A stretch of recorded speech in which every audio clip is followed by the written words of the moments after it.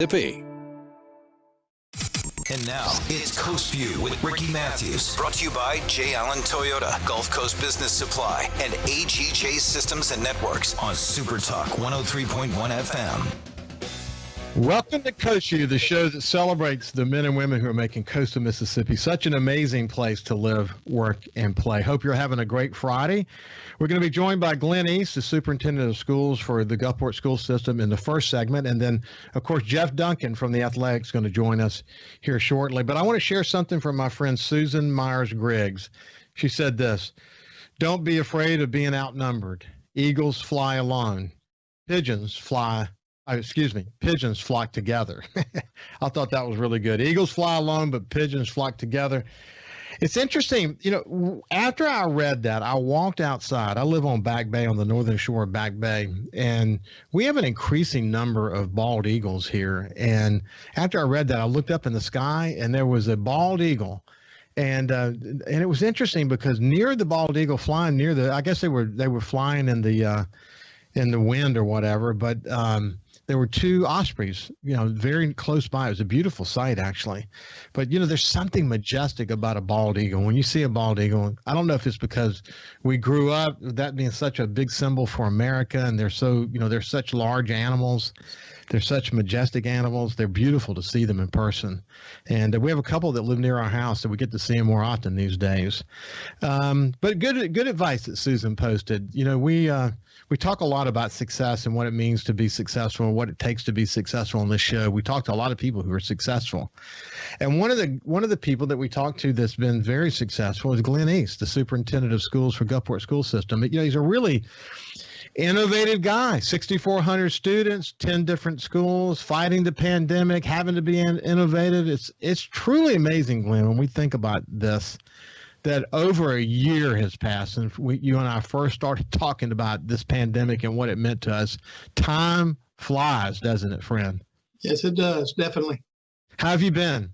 Doing well. Just left shaking the hands of 400 plus seniors and for graduation practice. So looking at the end of another year and celebrating the staff. Glen East has a lot to do with something. The staff at the Gulfport School District are going to make this place run and kind of give me the credit. So it's been a great day so far.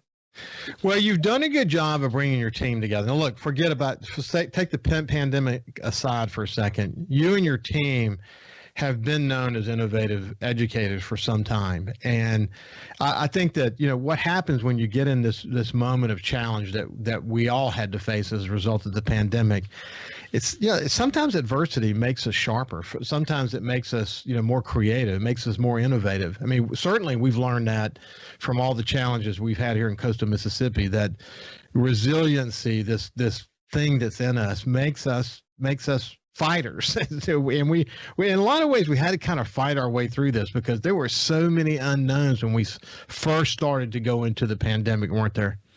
Definitely. A lot of unknowns, we thought we were prepared to do this kind of thing, but were we?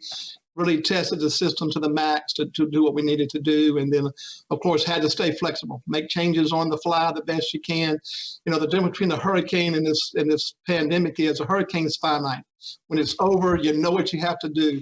This pandemic was a different curveball, so to speak, every day for a while, and then every week, and then every month. So just making those adjustments on the fly at the building level and the classroom level have just been so important to us. Yeah, in the early days of the pandemic, I used to say this a lot about it, and it was that hurricanes come and go, and there's an aftermath, and then we have to deal with the aftermath, pick up the pieces, develop our plans, do what we do. In the case of the pandemic, it's like the hurricane came, but then the ice sat on top of us, and it just sat there and sat there and sat there for months and months, over a year, still sitting on us in some respects. Thank God we're in this, what I call the post-vaccine period now. But, it's so interesting because you go back, you forget that in the beginning of the pandemic, getting COVID-19 was almost a death sentence. That was sort of the way we saw it. It scared us to death. There was so much we didn't know about it. Then, of course, as the scientists and the health professionals began to work around it and we started to develop more data, started to understand, who it impacted the most and who the vulnerable were and all of that, the roles that kids played as potential spreaders and not potential spreaders, and what sort of their diagnosis was if they weren't in the vulnerable group. But it took some time for us to sort of get all that and understand it. And from an education point of view, when you guys were building a plan to see what it looks like to go back to school, man, it was dynamic, wasn't it? It really was. You all the things you said, making sure that we learned pretty quickly that the students weren't necessarily the ones who were going to contract the COVID, but going home as carriers to their grandmothers, their aunts, their uncles, their parents. Those were all the things you were watching about. How far to keep them apart, how to make sure when we eat, we stay apart. All those normal school things that we take for granted, and how each of those had to be dissected, if you will, to make sure we were taking care of the spread and keeping the spread of transmission down. So I'm proud of you guys that once sort of you got to go ahead to open back up. So, but we had to look at this in various stages. There was a time when we were doing sort of remote learning, and then there was a time when we were back in school, probably a few less people doing remote learning and more in the classroom, then slowly but surely more in the classroom.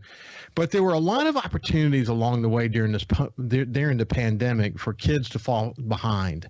So when you assess the situation, even though you guys aggressively got back into the classrooms as quickly as possible, there's still, unless they're learning every single day, there's just an opportunity. There's only so much catching up you can do. So how do you view this now as you look back? So, Ricky, there was some mistakes that we made, if that's what you want to call them. For example, we started off with teachers doing both face-to-face and virtual at the same time. That didn't work for us. We were not being the best we could be with students because of that. Not our fault, not their fault, just trying to learn how to do the system. So then we began to break away, and you had a teacher would do just virtual, and you had the just face-to-face, and we saw the increase. Remember now, in the beginning, we allowed parents to choose face-to-face or virtual. So we had about 25% of our students that chose virtual. And then as the year progressed, and as you said, we learned some things, we got better at it. But then by Christmas in January, we invited a lot of kids back that were virtual. Most of them were struggling virtual. Nobody's fault. It's just learning the system and learning how to do it, what you can and can't do. So in January, we pulled a lot of students back in, and were able to begin that remediation, acceleration, whatever you want to call it, to catch them back up. But now as we've closed the year, we still have probably 200 to 250 students that have stayed virtual the whole year. Some of them have been tremendously successful. In some of our schools, the third grade gateway, 100% passage on virtual. Others have not. And again, fault's not the issue. It's just how to adjust. So as going forward, we've got to look at those students and those families, and what can we do to make sure we catch them up. They're smart children. It's just a matter of they've missed some time and gaps, and we just got to spend some time with them, catching them up, but then also continue to push academically as you would in a normal school year. So that's our task going into July when we reopen school. Well, you think about the challenges you have in a normal school year. I mean, kids, not every kid comes from a household that has 3 meals a day. Not every kid comes from a household where they have 2 parents in the house, and when they do, a lot of them, both parents are working. I mean, so in a normal situation, kids have challenges, but then you factor in this whole thing around virtual, and suddenly the structure of school is missing, and it's just sort of like the gap that enables kids to fall through gets larger. There's just no way around it. And I love the way you say that. It's no one's fault. We arrived in this place that COVID put us in. We've done remarkably well under the circumstances, but we just still have to circle back now and close that gap for those students that didn't have the support systems or whatever would have been their individual challenges. Did I say that well? Said it well. It's like we've got this safety net right now, but right now it's full of kids. We've got to be able to begin to pull them out and get them back to the, as you say, the post-vaccine world of COVID and back into school and help them out. Gulfport, we believe that we're primarily responsible for every child's education. And when they walk in our door, as teachers have got to push them further than they're willing to push themselves. And so this little group that is clinging to that net, we got to pull them in and make it happen for them in a short period of time. So what's interesting about this is that you're describing essentially what most superintendents certainly along the coast, have dealt with. And they've all been innovative. They've all made their adjustments, just as Glen East is talking about. But what's interesting is that even with the successes that you had and this net that we talked about that's full of kids, imagine school districts in certain parts of the U.S. where they did virtual the whole year. Imagine how many kids are behind. We're going to be studying that, Glenn, for 20 years, the impact that's had. I agree, and I think we've learned a lot. I think those of us that tried and pushed the envelope to get back to face-to-face and provide virtual are going to be able to teach. I think those that have been virtual all year long are going to bring to some table some things that they've learned. So as in hurricane preparedness that we started off with, if this happens again, I think we'll have a better roadmap as a state. I mean, at the coast for sure, as a state and as a country, just on how to make sure we can deal with this. We do not want to lose this generation of children, and nobody does in any of our states, in our country. So it's just a matter of pulling it together and learning from each other going forward. When we come back, we'll continue our conversation with Glen East, Superintendent of School System and for Gulfport. And there's so much to talk about other learnings and where we go from here. Really some really outstanding innovation that's about to be implemented in Gulfport. We'll talk more about that in a second. See you after this break.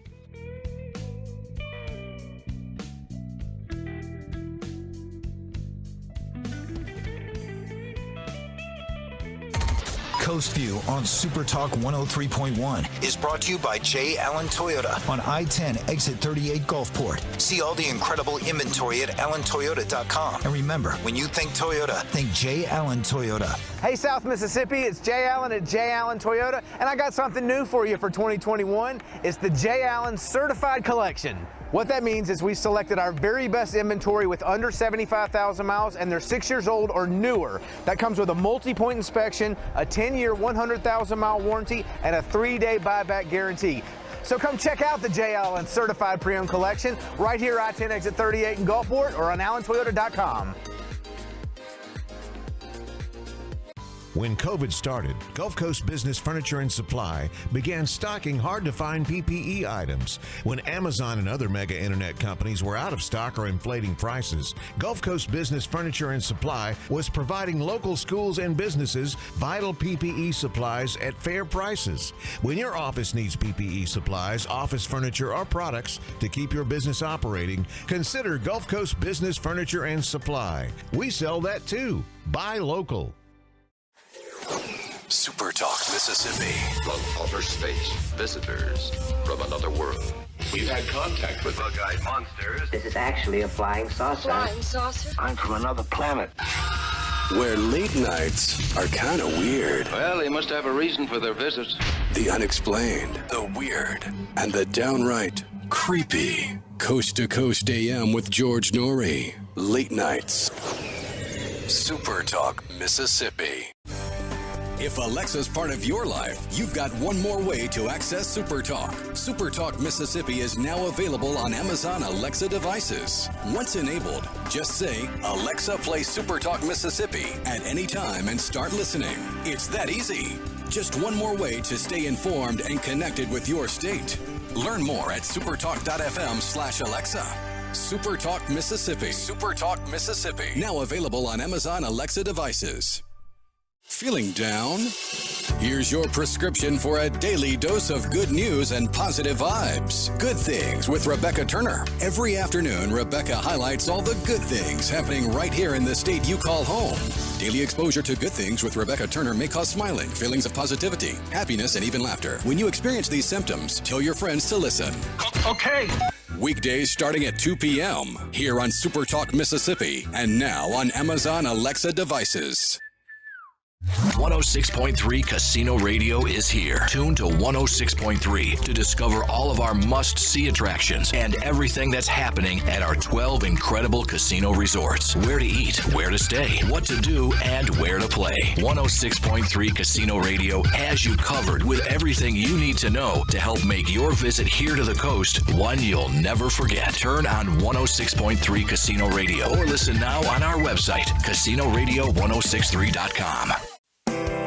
This is Coast View with Ricky Matthews on SuperTalk Mississippi Gulf Coast 103.1. Back to Coast Vue, we're having a conversation with Glen East, the superintendent of the Gulfport School System, and obviously you can't help at this moment on the calendars to look back and think about the incredible innovation that had to occur on the part of all educational leaders. And as he pointed out, I like the way you present that, because I think there may be political reasons why certain states did the things they did, and all that. Set all that aside for a second. We're going to learn a lot from those schools that did 100% virtual. We're going to learn some things that actually make us better, and then we're going to learn a lot from organizations like yours that went through the evolution to get back in school as quickly as possible. But one of the things that really sticks out, I said sort of the clarion calls, is that we became really aware in the state of Mississippi why broadband access, why internet access is so darn important. And I just wanted to share one quick thing with you. In a conversation I had with Joel Carter, Senator Joel Carter, who was, a real principal leader and kind of pushing that forward.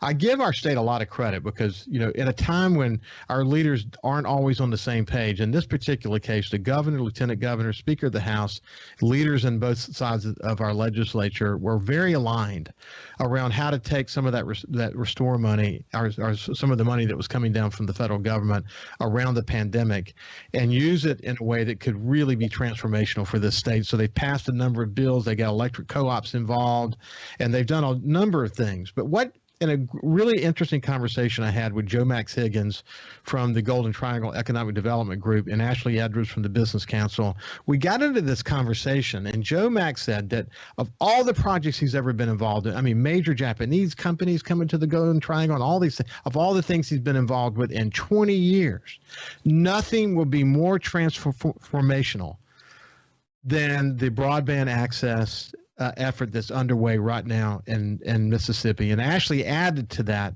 examples of how it literally transformed an entire community in just a matter of years. What do you think about when you think about connecting Mississippi, the rural nature of Mississippi, and what you've learned during the pandemic, how important that can be? So as prepared as we thought we were, Ricky, remember, we had students that could not get to us because of access, whatever the case may be. So we had, being a tight school district, we purchased the hotspots, begin to make that work.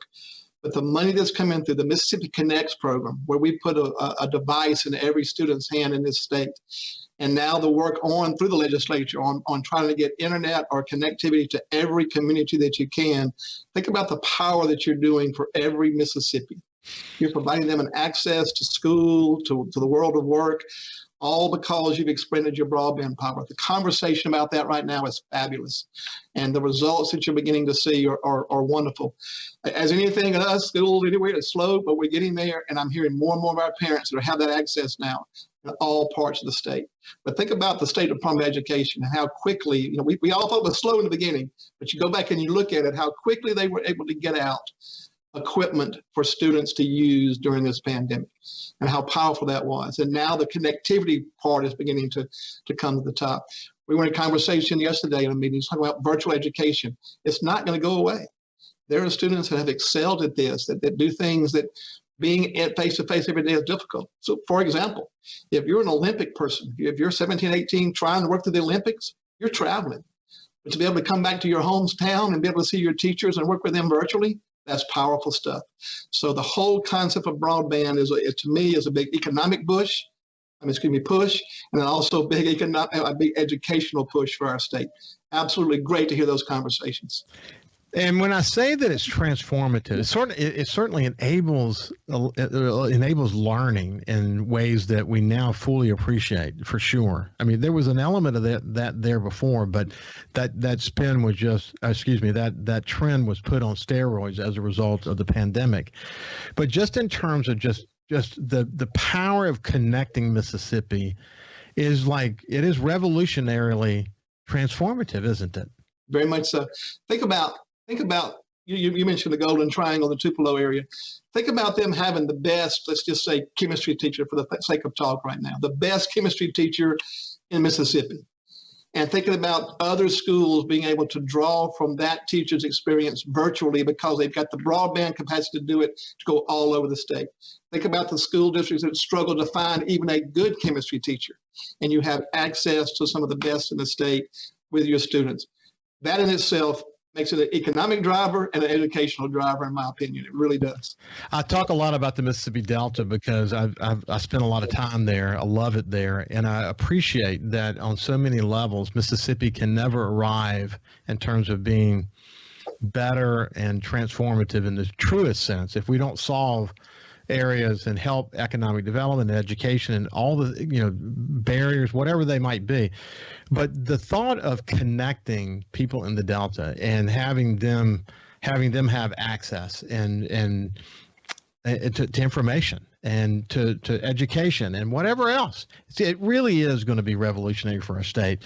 Hey, we're going to shift gears now. You guys, we talked before about the whole notion of a flexible school year, whether year-round school, modified schedules, whatever you want to call it. And at the time we talked about 10% of the students in America were involved in some way. But you've seen, first of all, you'll let people tell you, you can tell people where you are as it relates to that. But we're seeing adoption begin to spread now. So kind of bring us up to date on all that. So as you know, Corinth, Mississippi, Corinth School District started that process about 8 years ago. We've explored them, as we talked about in the past. We are ready to go. We are after we get these teachers home and let them have some rest and recharge their battery. We're ready to go on July the 23rd and start this process. We got several school districts that have called us. We've got others who are in the process of adopting. Lamar County, Forest County, I think will be full-fledged. Petal has adopted a 2-year calendar, one of which is a regular calendar and then going into a flexible calendar in 2 years. A lot of phone calls, a lot of planning on our part. Each of our kids carried home a flexible calendar with the intercession work on it. So we're rolling and looking forward to testing the waters and testing our plan in that aspect as we go forward. So is it just in terms of parents and others sort of embodying what this means for them? How has this acceptance level been? It's been very good. Once we sit down and talk and see the benefits, there's been very few that have been complaining or talking about it. The key to it is, if in those intercessions, we're able to keep students from falling further behind. And we're also, remember we talked a while back about chronic absenteeism, the families that because they have to work during the summer months, have to take their vacations, which you need them to do. They'd have to take those during the school year. So that gives them some windows to take those days and not miss school. So those two things really for us are powerful. One on the absenteeism, the other on the remediation and consideration for those children. That also poses our biggest worry right now, Ricky, is that those parents have got to help us set them up and say, look, we've got this opportunity to work in a small group with your children. Please get them there. They've got the same breakfast and lunch they would during the school day, but please get them there so they don't fall further behind. So we're identifying them earlier, offering some chances to catch them up earlier. It's got to be a positive in the long run. So let's talk about it. So for someone who's hearing the word intercession for the first time, let's give them a sense of the rhythm and how it works and what you're doing during that period of time. So first, we'll start school on July the 23rd. You have a 9-week school session. You'll still have your same Labor Day holidays, whatever the case may be. But then at the end of September and the first week in October, cruising the coast, by the way, you will not have school in session. But then you have an intercession. So the Gulfport School District is offering camps, is offering activities for children to do, but also is pulling in students who are struggling after this first 9 weeks. We're not going to wait till summer to begin to try to help those kids. They get their afternoon tutoring, they get their tutoring with their teachers, but this gives them some small face-to-face time to be able to catch up. So you'll have teachers for 1 week of that intercession, working with students, making sure those gaps do not widen going into second 9 weeks. So each 9 weeks is 9 on and then 2 off with the same holidays that you would normally have in a school district: Thanksgiving, Christmas, Mardi Gras, like we do here on the coast, spring break, and so on and so forth. So interesting. So I really get that there has to be a partnership between the teacher, the student, and the parents, so that during that intercession, if there's ground to be made up or additional work that needs to be done, boy, that's really critical. But that's really sort of the basis for success of the whole program, isn't it? It is. But it's also not going to be normal school. Let's make sure we know that. So, for example, we'll start this summer with a summer academy. And so all we're doing there is offering some experiences that still teach the skills, but it's not going to be sitting in the classroom at a desk as we normally would think about it. It's trying to increase the experience level of children too. The intersessions are the same way. Don't expect to walk in a classroom and sit around in a circle or whatever. It's going to be dynamic things to teach differently those skills that students are struggling with. So in the final minute we have left, you just came from graduation of 400 students. How did it feel to sit there and watch that? Look, it was wonderful to watch 400 Gulfport High School admirals that'll graduate and move on. And you just see, I've known them since kindergarten, some of them, you just see them grow up and who can't help but smile at graduation, and it's just the power of that class and how they have hung together through this pandemic. And, the 30-plus club on ACT is one of the largest we've had during this pandemic. Just a lot of great kids that are looking forward to moving on. We have our largest Collegiate Academy graduation group from Gulf Coast Community College. And a lot of kids walking from off the stage into pretty good jobs at different places along the coast. Teachers have done their jobs, Ricky. They've done their jobs well. Administrators have done their jobs well this year at the Gulfport School District. And we'll work out the perfections. Yeah, congratulations on a really challenging year. And this is a moment to celebrate. And kids will never be the same. They'll always look back at this moment and remember the special relationship they had with their teachers and their schools and what it did to help prepare them for these next steps in their lives, it's going to be fun to watch that. Anyway, hey, Glen East, Superintendent of Gulfport School System, as usual, it's awesome to catch up with you. I really enjoy our time together. Thank you very much, Ricky. You bet. And when we come back, we'll have Jeff Duncan from The Athletic. When COVID started, Gulf Coast Business Furniture and Supply began stocking very hard-to-find PPE items to make our community a safer place. When Amazon and other mega internet companies were out of stock or inflating prices, Gulf Coast Business Furniture and Supply was providing local schools and businesses vital PPE supplies at fair prices. They were even sending thousands of dollars of PPE supplies free to local schools in need with help from other local business leaders. The next time your office needs PPE supplies, office furniture, or products to keep your business operating, consider a local company that supports your ball teams, cheerleaders, and area homeless. Consider Gulf Coast Business Furniture and Supply, the local guys that keep your prices fair, your service and selection excellent, and your health our business. Gulf Coast Business Furniture and Supply. We sell that too. Buy local. SuperTalk.fm has a new look and is more informative than ever with expanded Mississippi news coverage, the latest Mississippi weather, Mississippi sports, and of course, the talk that's important to you. Every show, every podcast, and every late-breaking story. Constantly updating the news the second new developments happen. All in one place. The new SuperTalk.fm. Hey, South Mississippi, the future has arrived. It's 2021, and at J. Allen Toyota, we're here to serve you. Want to let you know that we have Allen's lifetime warranty on every new Toyota we sell. That also comes with Toyota Care. That's 2 years and 25,000 miles of complimentary maintenance. We have a great rental department. Our service department's ready to take care of your current vehicle. We're rolling out J. Allen certified pre-owned for 2021. You got to come to I-10 exit 38 right here in Gulfport. You're going to love what we have to offer. When you think Toyota, think Allen Toyota.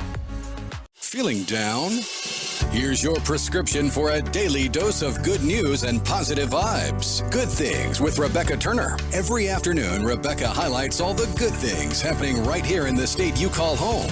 Daily exposure to Good Things with Rebecca Turner may cause smiling, feelings of positivity, happiness, and even laughter. When you experience these symptoms, tell your friends to listen. Okay.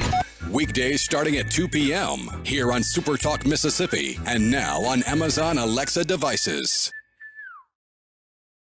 Hey, I'm Steve Azar, and you never know who or what you'll hear when I spend a Mississippi Minute with my friends.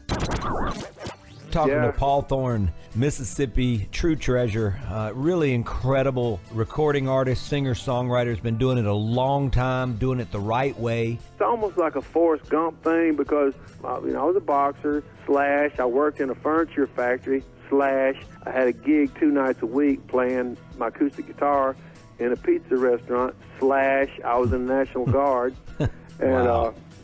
All this stuff was going on at the same time. / I had a writing contract with Rick Hall in Fame. In a Mississippi Minute. Be sure to check out In a Mississippi Minute with me, Steve Azar, right here on SuperTalk Mississippi, the SuperTalk Mississippi app, and now available on iTunes, Google Play, and Stitcher. For something new and unique in talk radio, take a listen to The Ben Shapiro Show.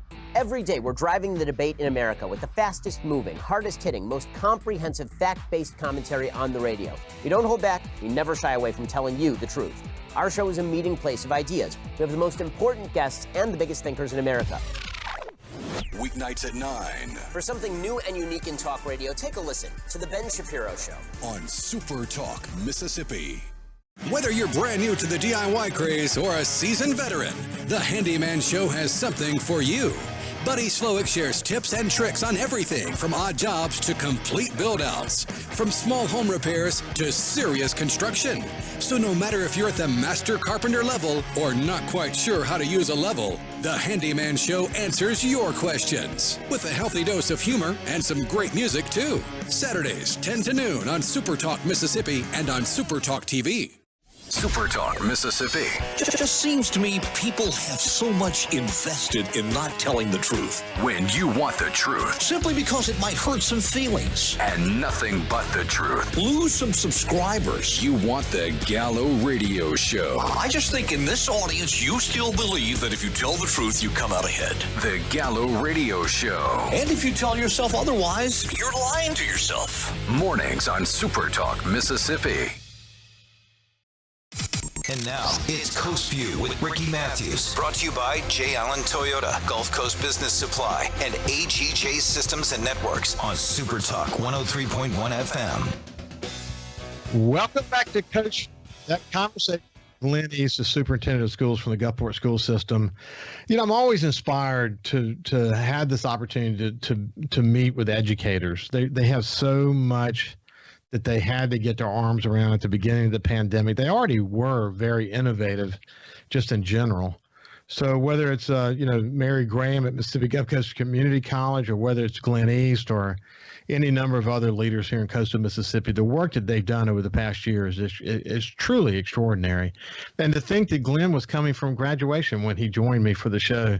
And, that's kind of a pinnacle moment if you think about it, for that last class of the Gulfport High, having to do their last year in the pandemic. They'll be bonded together with each other and with their instructors in ways they probably don't fully appreciate now. That last year of school, that pandemic year, unbelievable. But we're really fortunate in coastal Mississippi to have such amazing leaders. So let's turn to my friend Jeff Duncan from The Athletic, and also Kyle, can you join us? You got a window set up so you can join us as well. There's my buddy Kyle. How you doing, Kyle? I'm good. How are you? I'm doing good. Hey, we've talked about Kyle doing voice at the Superdome during Saints game, but he also does Shuckers games. And someone asked me the other day, actually it's Paul Gallo. I was on Paul Gallo's show, and he said, how's it going at Shuckers? And I said, based on what I see, the pictures that people are posting, it looks like things are going well. But what's your read on things, Kyle, over there? Yeah, I would pretty much echo that. The attendance has been up from what I've seen for the first homestand, which was, 2 weeks ago for 6 games. And then we just started another 6-game homestand. And so far the crowd has been above average, because it kind of planes out during the season. But I would say for the first 2 weeks that attendance is looking pretty good so far. Well, all that pent-up demand, man. Jeff, you're hearing about it in New Orleans as they start to think about going back to the Superdome next year and all the decisions they're going to be making around that. But people want to go sit down and watch sports games, don't they? Yeah, I just think people want to get out, right? They want to get out of the house. I see it over here in New Orleans, spending time down the French Quarter, way bigger crowds down there the last few weekends when I've been out and about. And certainly, as I mentioned to you off air, was just over in Ocean Springs earlier this week and saw bigger crowds out on the beach there than I've seen in the past. So I think people are just been pent up too long. And really, I think now that it's becoming safer for everyone involved, their health, people more comfortable, we're seeing the results of that because it's kind of getting back to normal a little bit. Yeah, I saw an interesting story, and stay with us for a second, Kyle, about pent-up demand, about world travel, people wanting to go to watch various country music and other acts, getting back to live venues again. But there was a great story recently about Airbnb and Airbnb around the world. Like bookings are up like 13% compared to before the pandemic, and they didn't have nearly enough inventory to satisfy the need. But I think we're going to see this play out in so many different ways as this thing is unleashed. You mentioned as you went to Ocean Springs, how many people were on the beach, and you just feel life coming back, don't you? Yeah, and I tell you that good news this week about the Saints games, going to have 100% capacity and attendance. That's welcome news, I know, for all kinds of fans. I mean, we've got Jazz Fest coming up here in the fall as well. I think people just want to get back to normal life. It's been a long road here to get back to that. And I think as we see, the vaccination rates going up, people are becoming more comfortable. I know in the restaurant scene here in New Orleans, Ricky, Kyle, I mean, when I go out, talking to some of the people at the restaurants, they say they're seeing some of their regular customers for the first time in over a year. So I think that's a good sign. People are feeling more comfortable to go out, and people that were maybe in hibernation for good, sound reasons for a year now are getting back out. Cal, what are you hearing? When you're out and about, what are you hearing? It's the same thing. Restaurants, we went out to eat twice this past weekend. Wife had some friends in town, and, the waits they're well worth it, but there's always a wait because there's, just an abundance of people going out. And, the one thing that really helps it along is, it just complete coincidence, but the weather right now is completely, it's great to be able to go out and just be outside and not totally be suffocated with humidity. I think the weather plays a tremendous role in it, especially for, the shucker's sake for attendance at baseball games. It's absolutely great weather to go sit and watch a baseball game. And if you're going to any of the restaurants or any of the attractions along the beach or even up in Crossroads, it's been great. Yeah, the opportunity to eat outside. I mean, look, you don't get that chance too often this time of year in New Orleans, do you, buddy? No, and I'll tell you, the other thing I've noticed, hardly any bugs. Like usually we're getting bombarded with gnats and mosquitoes. I think because of for whatever reason, it's just not there. And that's always a factor in eating outside. I mean, let's face it, we live in a subtropical environment. Bugs are part of our lives. But I've noticed that the last few nights, and you made a great point, Kyle, the weather, it almost feels room temperature. When you're outside, you feel like you're in your house because it's not too hot, it's not too cold. It's just kind of perfect right now.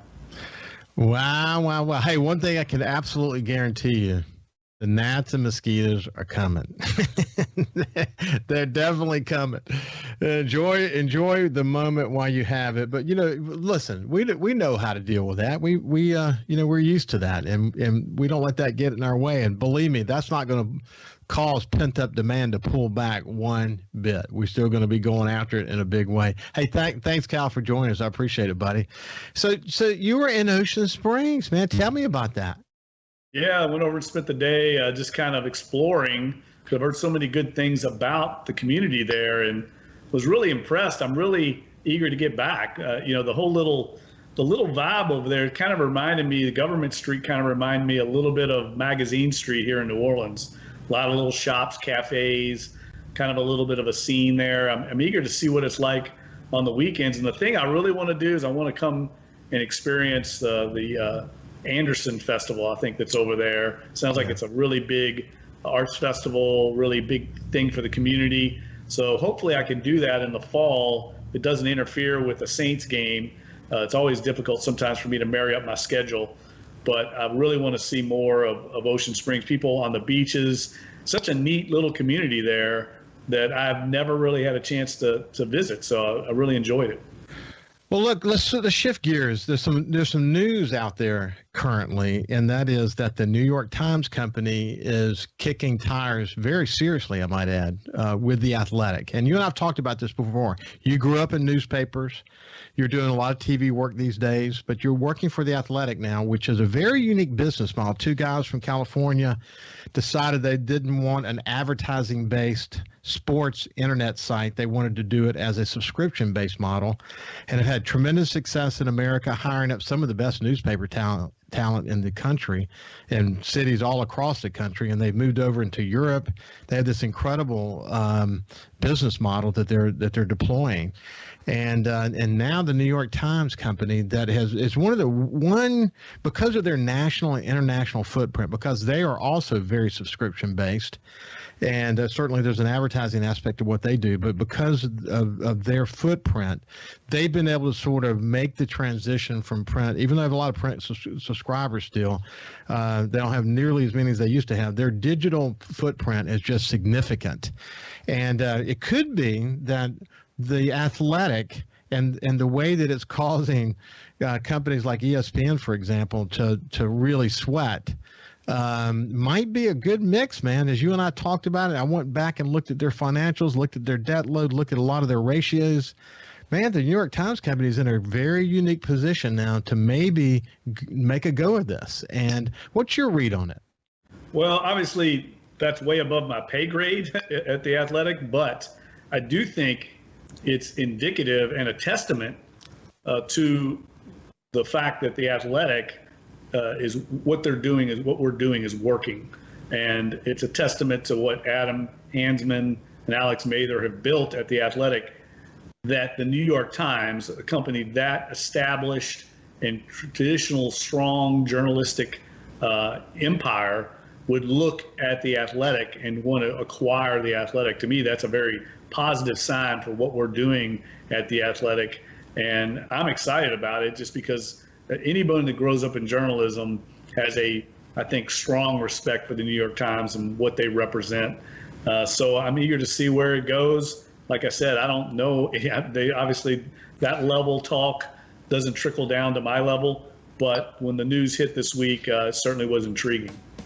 Well, you and I exchanged some notes yesterday. I went back and studied the financials, and then today I actually just wanted to see what's the buzz out there. What's the street saying about it? There's a lot of stories about it, and it will be an interesting thing to watch. My read is that it's a match that could be a match made in heaven. It'd be interesting to see how they pull this off. New York Times doesn't have a history of making big acquisitions like this work, but they're in a different place than they used to be. So this could be a really good one, and we'll watch that one together. I know you're like me. You're just an observer as well. You don't have any inside information on any of this. You're reading what you read in the news, just like I am.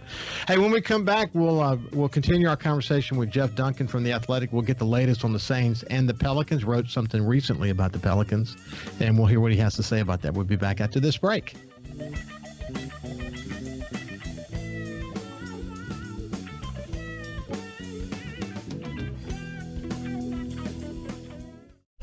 SuperTalk.fm has a new look and is more informative than ever with expanded Mississippi news coverage, the latest Mississippi weather, Mississippi sports, and of course, the talk that's important to you. Every show, every podcast, and every late-breaking story. Constantly updating the news the second new developments happen.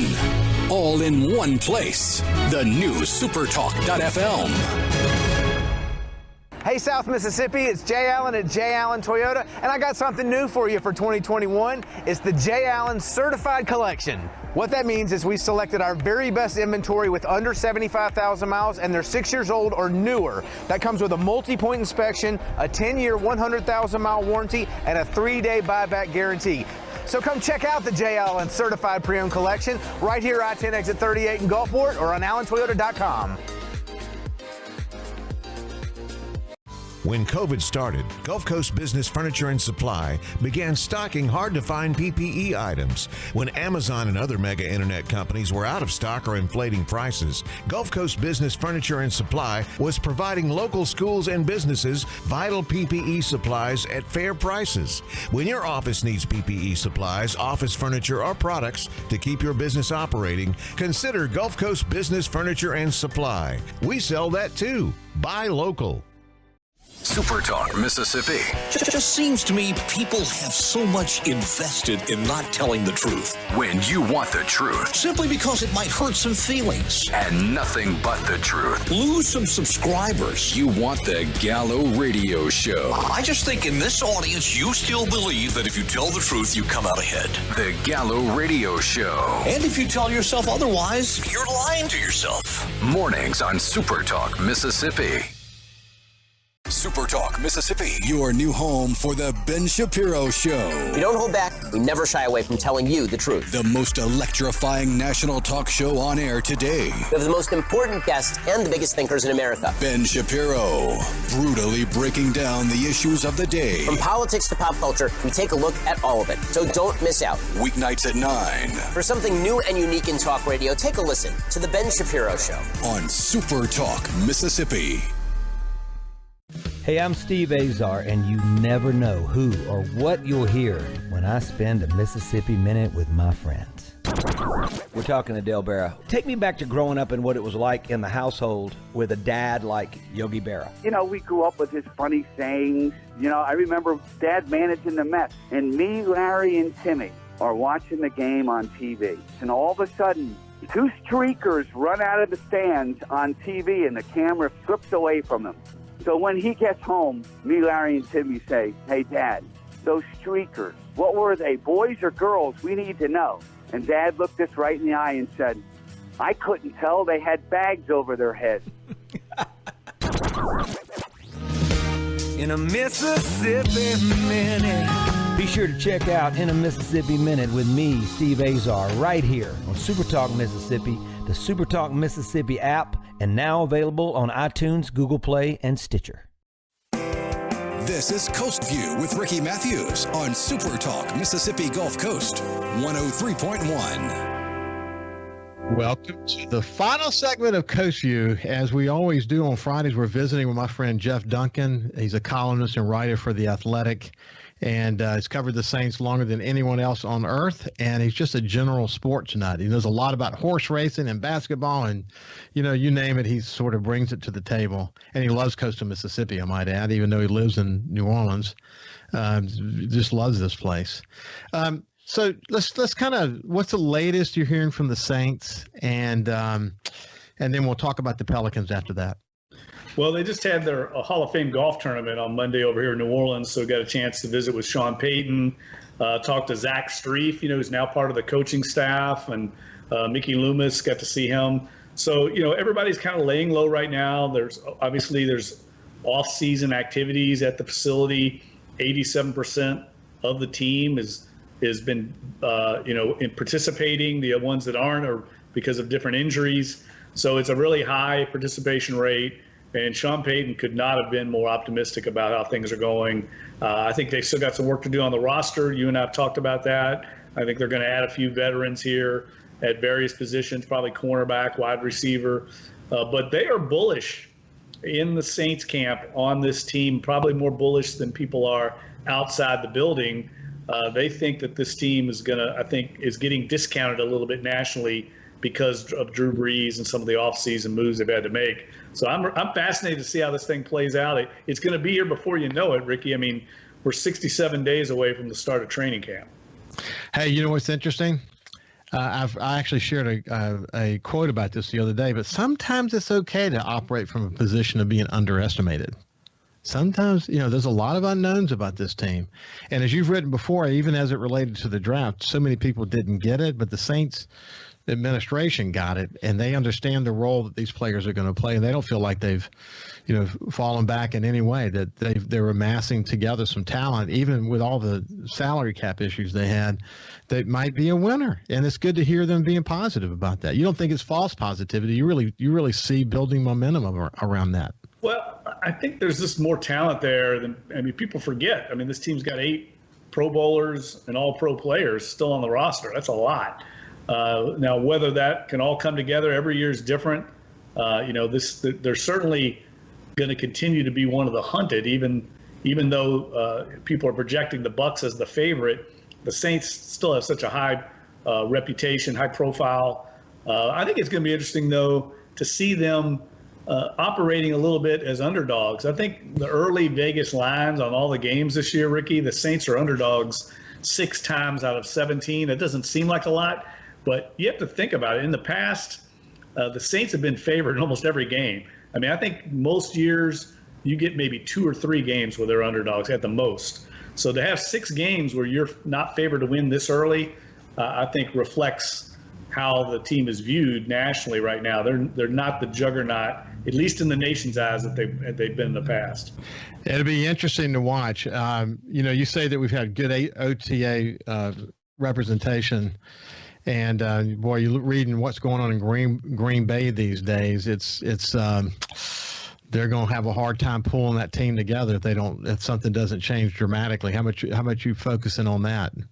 Well, it's the opener for the Saints, so there's a lot of interest in whether Aaron Rodgers is going to be quarterbacking the team or what's going to happen. I would think they would get that fixed by the time the season starts. It's too important of a situation. I can't imagine that this impasse of personalities is not going to get resolved between the general manager and your franchise quarterback.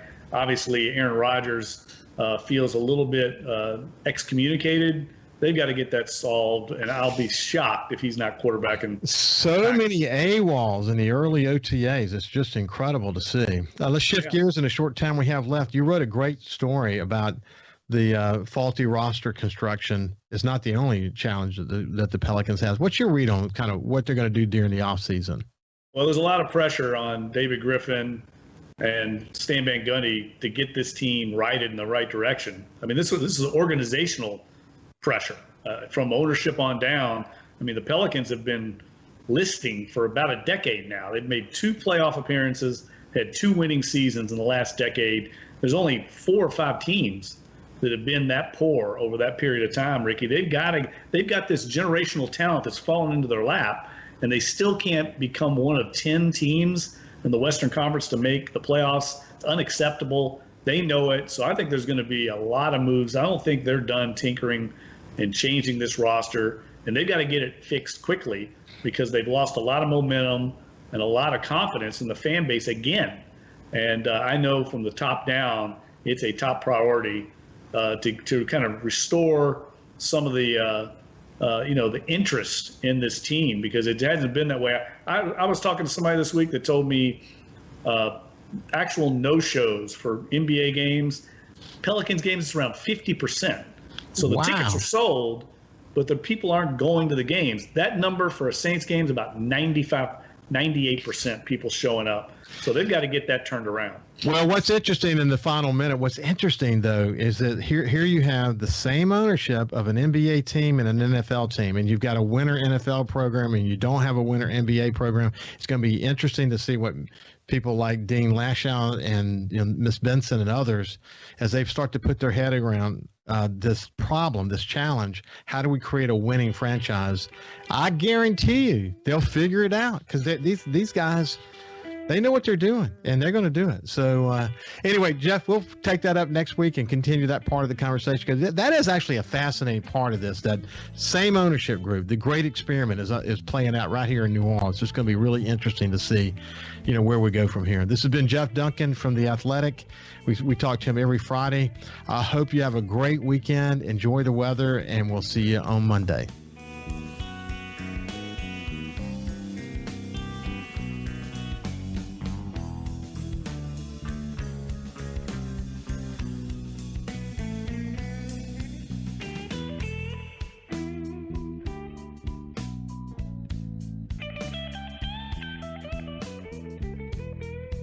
Follow SuperTalk Mississippi Gulf Coast 103.1 on Facebook. Facebook.com/SuperTalk MS Coast 103.1.